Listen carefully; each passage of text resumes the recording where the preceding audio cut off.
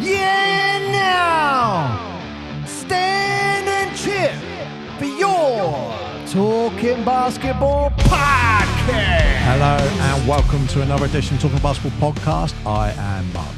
I am Paul. Hello. Hello. And we're back. Episode 2, Season 3. We're back.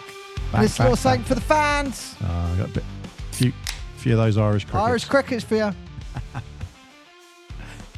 So, if you haven't listened to the first episode back for this season, go check that out. We're talking about the SLB there. Yeah, and I'm drinking a Coors. So if Coors are listening to this and you want to sponsor the show, I would love that. But do drink responsibly. Anyway, as I was saying, go back and listen to the SLB because we're doing a quick roundup because obviously all the leagues are kicking off either now or very soon. So British basketball's back. It's always good. And it's nice to see what's happening there. But what I want to worry about is who's this BCB? BCB. Well, Mark, look, we have done a podcast where we were talking about the British basketball landscape exploding with 2 professional leagues. And then basically for our international listeners, you've got the professional entity. Then under that, you've got National League Basketball. And that is run by Basketball England. And you have National League Div 1, Div 2, Div 3, and Div 3 Conference. Because of all the snowflakes in this country, you can't say Division 4 because they get upset. So it's Div 3 Conference. Anyway, go back and listen to that episode if you want more detail because I put more. I'm not going to go through all that crap again. No. So basically, there was a dispute with some of the clubs in the top tier of British Basketball National League Div 1 with British Basketball itself. Basketball England. Basketball England. I don't know how long I've been saying British Basketball. It's all these bloody acronyms. Yep. It's getting confusing in this country. The BBF is the Basketball Federation. That's the top tier. That's your equivalent of your FA or your FIA or that sort of thing in the UK.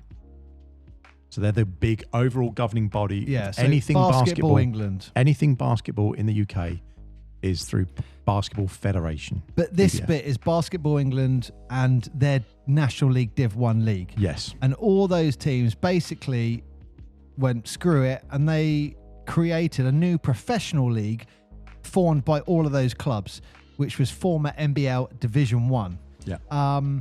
This is the mouthful in which that they announce how they were announcing it. It is the best. And I will say, just one of my criticisms so far with the BCB, and it's not a big one, is I'm not a fan of blanket statements. And that statement, which is about the British Championship Basketball launching, which is great, it's the same statement released on all the clubs. It's like, oh, okay, cool, right? Like, I just feel sometimes there's a real lack of media and a bit of inspirational presence. People just put a statement, yeah, that'll do. People want minimum amount of effort, but maximum results. And you only need to go to certain clubs and you, like, for example, Plymouth Patriots, Portsmouth Force, you see certain clubs, and that's in the lower national leagues, where they make so much more media presence than the professionals. And, that's just one of the things. That's not too harsh, is it? I just don't like blanket statements and every club puts it out like, I don't know. No. And, but look, good for them. Yep. They've broken away. They had disagreements and they're trying to create something which we all want in British basketball, which is building the sport up so it's more financially viable for them. Fancy Dress Fridays as well. Yeah, but that statement that they did put out, a lot of that stuff was, people like the BBF, BE commentating. Don't forget Basketball Scotland as well. They spoke on it and Basketball Wales. It was just lots of quotes going, yeah, this is going to be great. I did find it ironic that you had Paul Blanchard, chair of Basketball England, who was saying we're delighted to support the formation. It's like, they formed because of an argument with you guys. Yep. It's just quite ironic they're now saying this is great. And what I like is you saying about them saying that they're talking about growing collaborative working between GB and home counties. So they're saying we want to collaborate more between Basketball England, Basketball Wales, and Basketball Scotland. And so the question is, when you see statements like that, you think, well, why are you not already working together. Like, why? It seems a bit weird. Yeah. You know, they say, oh, yeah, we're trying to do that. And they, Paul, and not, it wasn't Paul Blanchard, it was actually Chris Grant from the BBF. One of the things he highlighted. Did he sound like, we are delighted? Did he say it like that? Like the Emperor? He did sound like the Emperor.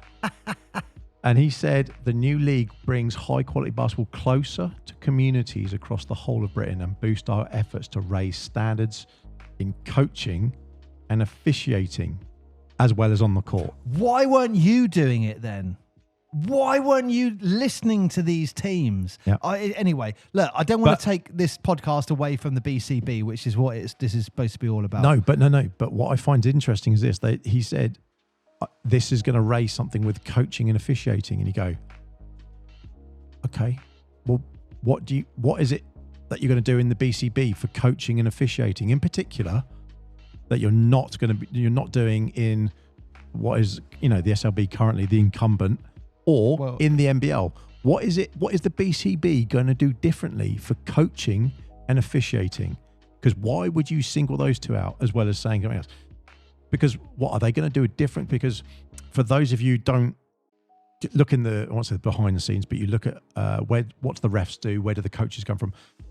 Basketball England, along with Basketball Wales and Basketball Scotland, they all have coaching programs and they have referee programs, don't they? And officiating programs. They are all run through Basketball England or Basketball Wales or Basketball Scotland.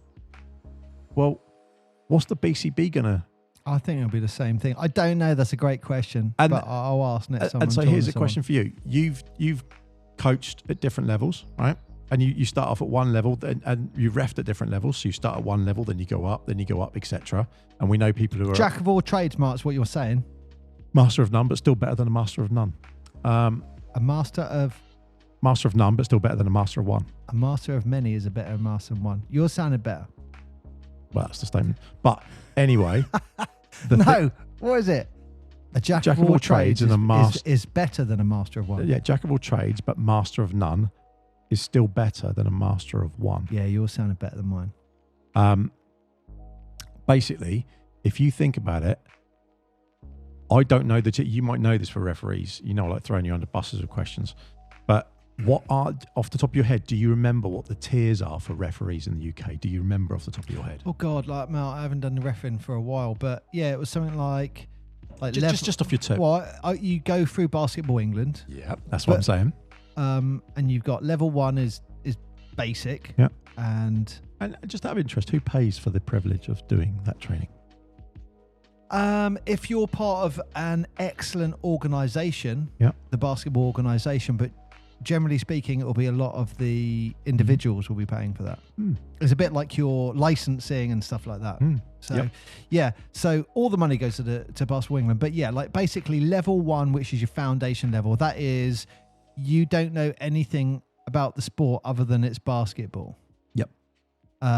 If you have vaguely played, and you're okay, I would imagine you're probably going for your level 2. Yep. So a lot of people who played the game will go and get their BE referee level 2 license. Now, I mean, you put me on the spot. I can't really remember, but I know people who would know. There's probably like 2 or 3 tiers just above it. Just off the top. Level 3 is National League. So you're reffing National League on a regular level, and you're going to you're doing up and down the National League, including Div 1, and then level 4. My understanding is you have to apply for level 4. You can't just do it. You have to apply and you get accepted into doing it. And when you're doing level 4, you're regularly doing National League Div 1 games. Yeah. And then that's when you'll be doing your professional SLB, BBL games as well. And there'll be level 4 referees. And then after that, I believe you have FIBA. Yeah. And that's when you're international. Okay. So... I know quite a few level 4 referees. Yeah. But like all those all of those top level, for example. Sorry, that will sound weird. So Mark mouthed a few names to me, and I just went, yeah. Who the level 4 referees are? Yeah, I'm just thinking that, but those. Can I just say, I know some level 2 referees and level 3 referees who are better than level 4 referees now. Yeah. And sometimes I look at refs and go, you are amazing as a referee. You should take the step. But in fairness to some of these people, time commitment. Yeah, like look, I don't mean it like. Let's say you become a level 3 referee and you get a national league game. You get an email or phone call or text, whatever, that says, okay, you got a game in Brighton Saturday at 3:00, and they won't be getting paid that much. They'll get travel and then maybe 30 quid for the game. Yeah. So they might walk away with, say, 80 quid. Yeah. But now imagine they say, okay, cool, right, you're going to do one at 12 o'clock, then you're going to drive down from Brighton to Bournemouth, do another one, and then on Sunday you're going to go up and do one in Surrey. Yep. Tough. And that will probably give them maybe 250 quid. Yeah. Like, it's not like...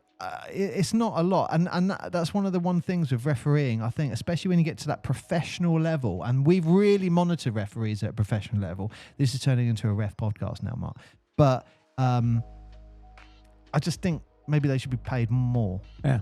Well, so this is why I highlighted those things from Chris Grant, because I was thinking, well, why in particular is the BCB, why are they saying something about the officials and the coaching in particular? Because they're all things if it's going through BE, then look, they're like, oh, you've broken away from it, but you're still going to rely on us. We're going to sell you a different jersey, a ref top that says BCB on it. Look, do you know what it reminds me of? I'm going to be a tiny, not a tiny bit political, tiny bit. Wow. But I hate this sort of stuff. From you. Yeah, I hate it. But there was a thing many years ago about Scotland breaking away from the UK. Yeah. And that's why, because English people do that. But you do have Scottish heritage. I'm part Scottish. I know, you've got Scottish heritage, you can get away with it. I'm part Scottish, Mark. But aye, when they were going to break away, look at my iPhone. One of the things they were going to do was they said about using the British pound. And they were like, oh no. No. You said you're going to break away and be your own country. Yeah. So what currency are you going to use? And they're like, well, we use the Scottish pound. They're like, okay, how do you think the dollar in Japan, the euro, and then you're going to have the Scottish pound? How well do you think that's going to do? And basically, it's like a double-edged sword, because Scotland have obviously a massive oil and gas industry and that sort of thing. They got a lot of money coming in for there, but it's all in UK GBP, right? Their value is in all of that, but it is also in pounds. If they said, right, we're breaking away, the UK went, fine, but you can't use our currency anymore. And they were like, what? Yeah, of course we can. They're like, no, because you're not going to be using it. So they're kind of like beholden to use us, because all of their infrastructure is based on it. And the reason I'm saying it's so relevant is because it's the same. Linking it to... It's exactly the same as the BCB. Is like, well, we're going to do our own thing. You go, that's great, but you're still going to be beholden to the BBF. You're still going to have all your coaches and all your stuff and all your referees. All of that's going to go through the It'd be interesting BE, if it is. We'll have to double check. Or basketball waiters. That's what it is. That's what they're saying. And that's why Chris Grant highlighted it, because he's like the emperor at the top. The bit he highlighted is the bit they're doing. Oh, okay. Well, okay. I like to... It's almost like a reminder, like, yeah, by the way, you've broken away, but you still rely on us for the infrastructure. The way I look at it... That's how it's basically is a bit like when we play Warzone, when I've got my Superman cape on and you just hold on to it and enjoy the ride in Warzone, yeah? I look at it like that, Well, I'm usually watching your screen because I'm dead. The BCB... I've got their Superman cape on and they're about to fly. And B are saying all this nice stuff and just grabbing hold of the cape and going, okay, cool, we're just going to hang on and enjoy this ride. That's how it feels a little bit. Yeah, it does. It does feel like it. And it's, again, we talked about it on the SLB stuff. Again, the thing we both agree on is that the BCB are doing something. And we can't find fault in the fact that they're just saying, look, people want to watch basketball and they want to watch a good product. So we're going to put a good product together and we're going to put it out there. And if we can't do it within the framework of what BE have created, if we're not doing it in that framework, well, then that framework's no good. We'll make our own framework. Yeah. And the question you've got to ask is that by the end of this, I'm just going to say throw a prediction out there, but by the end of this season, I think it'd be really interesting to see what does the BCB look like, what does the SLB look like, and what does the NBL look like, which is our I think nothing's going to change for a few years. Do you reckon? The GBBL have now saying, okay, we're not going to do it for another 2 seasons. So the SLB were there. I mean, there's too many freaking acronyms. It is getting painful, isn't it? The BCB will be doing their thing.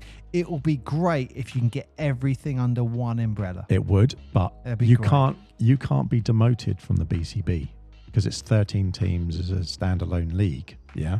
Can you be invited to it? I'm sure you would. I'm sure there may be things we could, but it's just another one. That's my only thing. Well, the other thing about this, and I just think we should raise this because it's fair, is we've seen some games where because with the BCB fragmenting the whole National League, the rest of the National League, Division 1, 2, and 3, and 4, that's all reshaped, hasn't it? And because of that, there were teams who were frustrated that they could never get anywhere, have left. And that means there's other teams who've been elevated. So you've got teams. Everyone's been elevated. Yeah. But then what happens is you get people who look like they are maybe one league apart, but they're not. They're more like 2 leagues apart. Yeah. Well, look, we saw that last week. We saw that in a friendly game. I won't say the teams, but you saw it in a friendly game. Yeah. And it was like, on paper, they're 1 league apart. In reality, there's 2 leagues between them. And you can see it. Yeah, you can see it. Like one's mid-table in the BCB, and one's like Div 2. You can see that. Yeah, you can see that model, and that's what I'm saying. That's what I think is going to be really, really interesting. It's not so because one of the frustrations that you always have with any leagues is if you have a league standing alone, it's the pyramid of one. We've talked about it before. Well, you can't go down and you can't go up. If you keep winning, after a while, you'll be like, this is boring and I can't go anywhere. And if you're one of those people outside of that league and you don't get invited because you don't fit the criteria, and again, do you grow? And if you grow, are you then going to eventually be the professional league? If let's say they got so much money, they would then become the professional league. I don't know. It just feels confusing. But look, all you got to remember is anyone who follows football, just look at the teams like, is it Wrexham? Oh yeah. Yeah. And people like, we're in Portsmouth. Let's talk about Portsmouth. They are both owned by people who have a lot of money available to them. Hundreds and hundreds and hundreds of millions at their disposal. They were snapped up, and then all of a sudden, those teams that didn't have a lot of money suddenly have a bank balance to do stuff with. All it takes, and it sounds, we've made jokes about it, about if we win the lottery, we'll do this. But the reality is, if there was a fan out there, and I would encourage them, there was a fan out there who wanted to do something good for the sport. Well, you mean like sponsor the show? Sponsor the show for one thing, and get us involved out there. But secondly, there is opportunity in the UK to do something where you could really shape building a couple of stadiums. If you're going to invest, are you going to invest in the BCB or the SLB or the GBBL? That's the big question. I would not. None. You're going to wait. You're going to wait at the moment, aren't you? You're not going to do anything. They've grenaded it for a whole year. Can I just talk about? That's why the whole year is important for everyone. This is the sudden death almost in one of those game shows where they're like, well, you're down to these contestants. Let's see what happens. And then at the end of the season, I think my gut is it's going to be a draw because I think everyone's going to put on a great show. And I think all of the games are going to be good. I think the league's going to get close. I think there's going to be some rivalries developing. I think the BCB is going to be great. Can I say, we saw some of the best basketball that we thought, maybe not the best basketball individually, but we saw some of the best basketball games last year. National League. Oh, that was close. That was close. National League Div. We saw some of the best games. That was a proper soap opera. And it was like, it was. So it's I would 100% agree with you. I do think at the moment the UK basketball landscape is like just a bomb gone off, rubble everywhere. That's how it feels, and I think something beautiful is around the corner. But can I just say, look, you've got the BCB. Give us the teams. Their inaugural season is about to start. They got 14 teams in the league. 13 teams from last season. Doesn't matter if you got relegated. You're in. Anyway, from National League Div 1 and the newly promoted Bristol Academy Flyers 2. Once this season's over, my understanding is they're going to open it up to Scottish and Welsh clubs, which is amazing, I think. I think this is the future and a home run for basketball. It might not be great for the owner's bank balance with the travelling, and I know clubs that won't go up and get promoted because of travelling. Yes. I think that is brilliant, and that's the future. Like, we're a small country, aren't we? Like, generally speaking to everyone else around us. And yeah, I just absolutely love that idea. But yeah, let's talk about the team. So I've said the Bristol Flyers. So, Bristol Flyers, we've seen them in the SLB.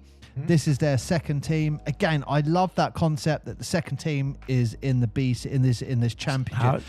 You know what? I'm just going to call it championship basketball. Yeah, that's so much easier than all these acronyms. So love to see that in championship basketball. I do like BCB, by the way. I do like the name BCB. I think where it's confusing is you got the old BBL, the new coming in 2 seasons times GBBL. You've got the SLB. You've got the BBF. Like throwing grenades everywhere. You've got the BCB. You've got BE, BS, or whatever it is, plus all the National League. It's just like, it just feels like a bit of a mouthful when you're trying to have a conversation sometimes. Anyway, so you got the Bristol Flyers. Again, these are your words, one of the greatest logos in British basketball. Remember the plane coming in with the circle? Yep.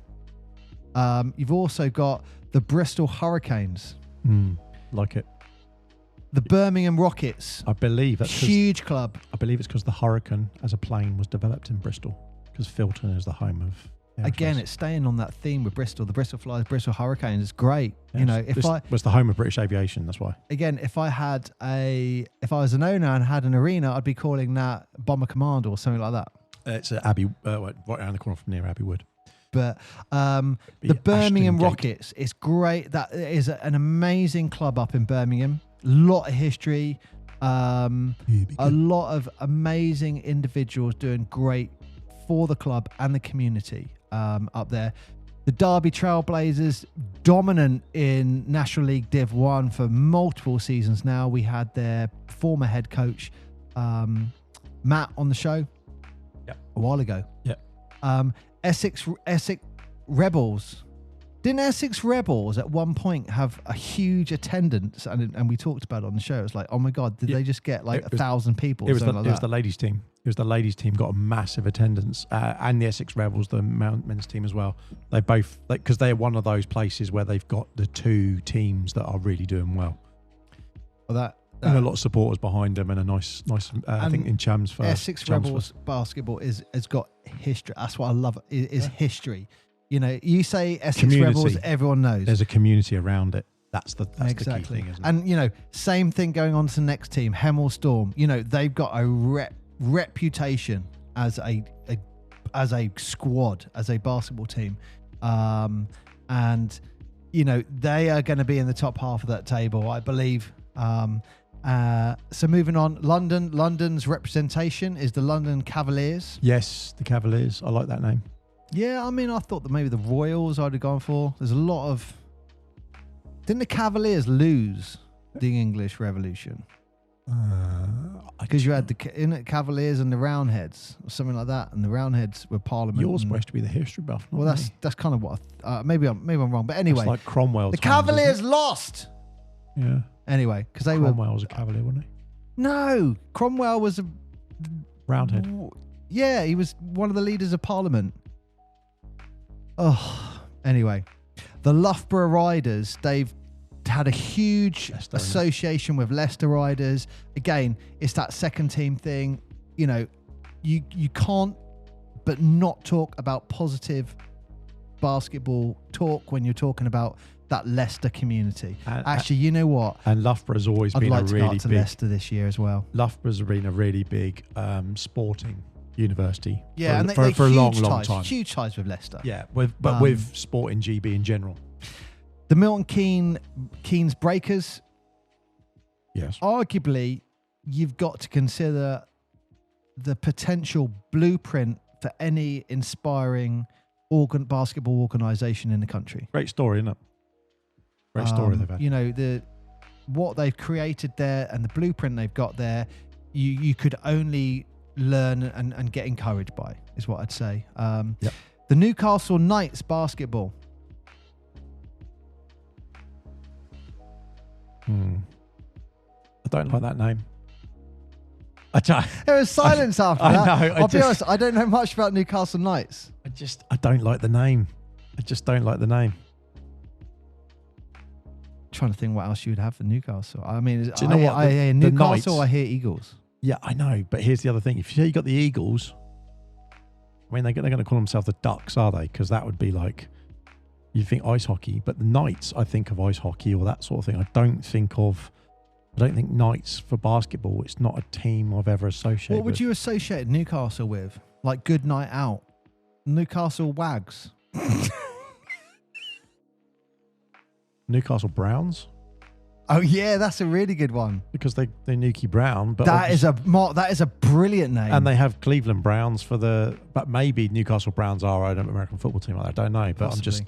I don't know. Or the Anyway, or look, penguins. we're Something. saying in jest. Or orcas or something. I don't know. Just put in black and white newspapers. The Nottingham Hoods, they're up. Yeah, They've got a great See, great little arena. You got Newcastle Knights, you go, eh. Then you go Nottingham Hoods, you're like, yeah, all right. That's what a name. That's That's a great one of one. the best ones there. The Nottingham Hoods. Like you think, Robin Hood, Sheriff of Nottingham, the Nottingham Hoods. Cardiff are in it, aren't they? No. That after the inaugural season, they're Cardiff will opening it come in, up won't to probably. They're going to open it up to Scottish and Welsh teams. Yeah. So because So the Cardiff Nottingham Archers Hoods. is one of my favourite names. The Cardiff Archers. There's something about that. You're like, yeah. I like Archers. I think that's a good name. The Nottingham Hoods. Anyway, like I get, they got a great little basketball arena up there. I want to say it's like 2 courts, but then there's another court on the side where you got like another 3 courts if you wanted to.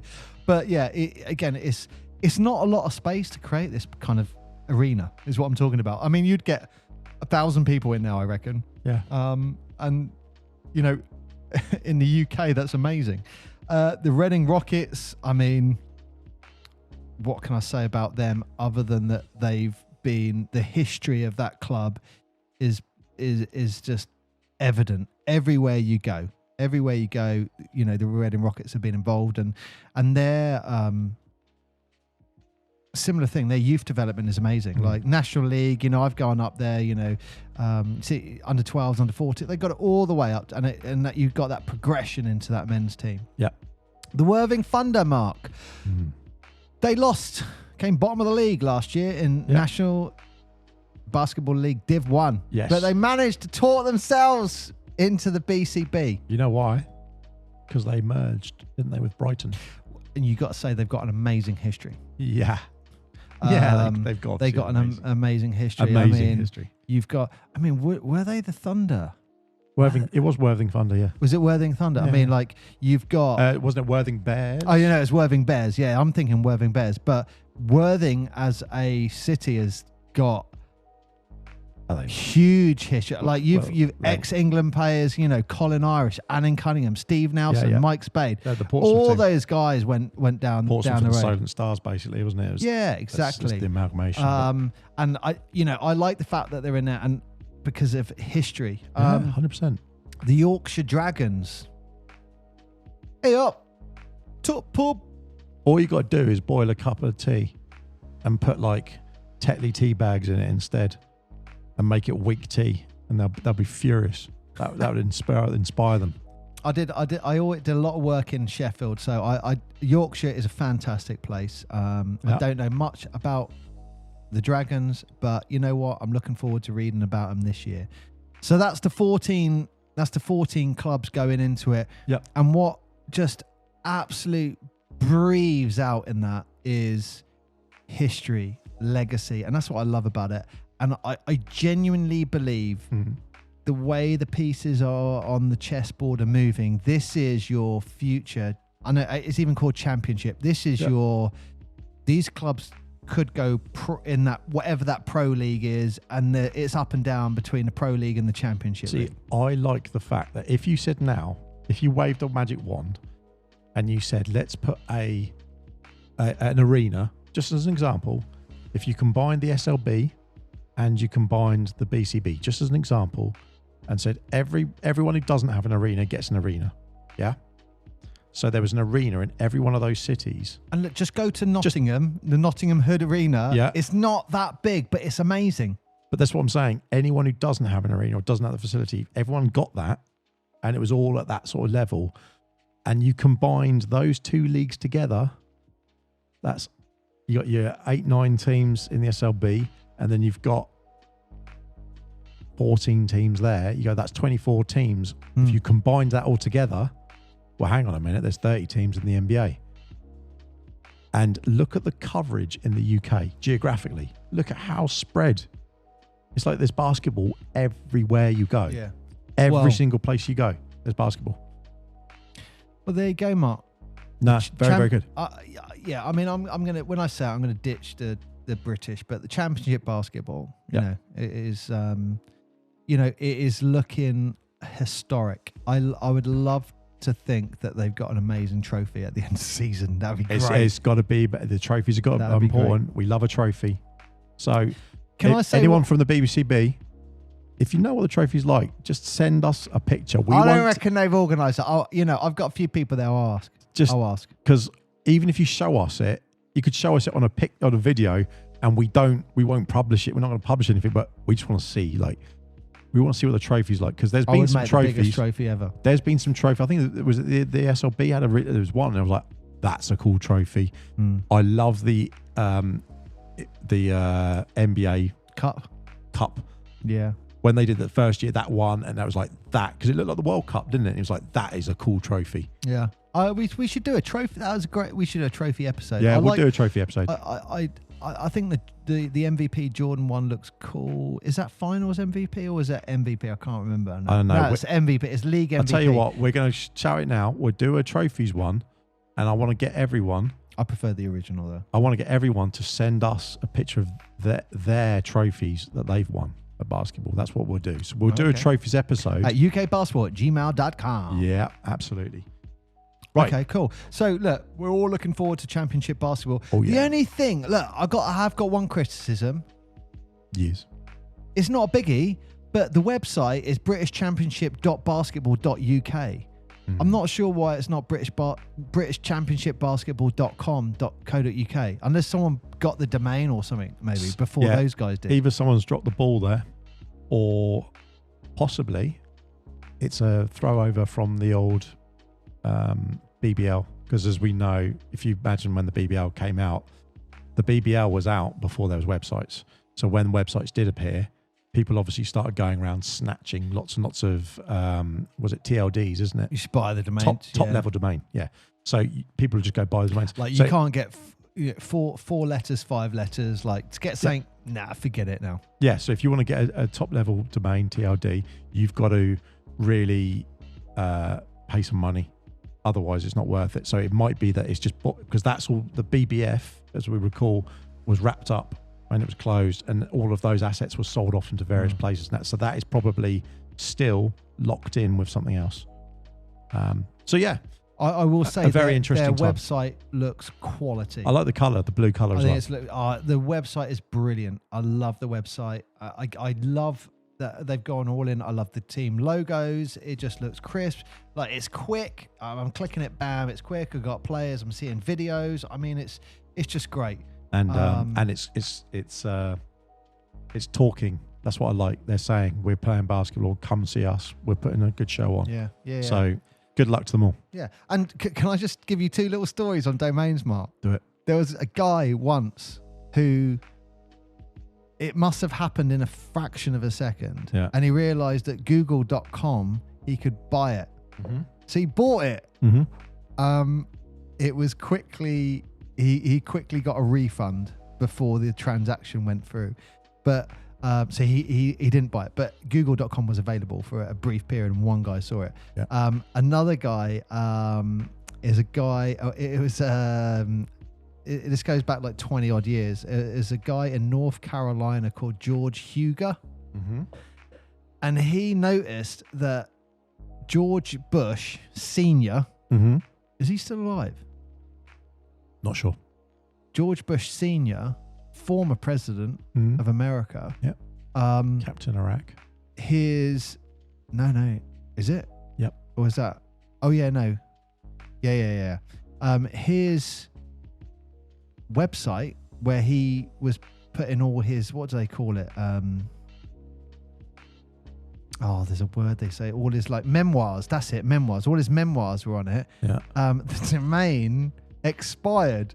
Yeah. This guy George, what does he do? He buys it for $5. 2 years later, he sells it for $35,000 to a company of the Bush Library Foundation. Fair play to you, mate. Fair play to you. If someone's going to drop the ball, that's on them. But you've got companies who'll go away from that as well. Like Lord of the Rings.com, that was a huge one when the films came out, and they went, no, we're not going to spend tens of thousands on that. We'll just go lordoftherings.net, and that's what they did. Yeah. Oh, yeah. No one cares. So, yeah, British Championship basketball. It's going to be good. Looking good. Looking great. Well, so it's another edition. Talking Basketball Podcast. Thank you very much for listening. Go out and check out our episode on the SLB, and we've got more coming up on the GBBL. I've been Mark. I've been Paul, and good luck to the British Championship Basketball League that is kicking off. Mark, your prediction, who's going to win it? Not me. I'm going for Hemel Storm. Good luck, boys. I'll go for Worthing. Go for it. Worthing.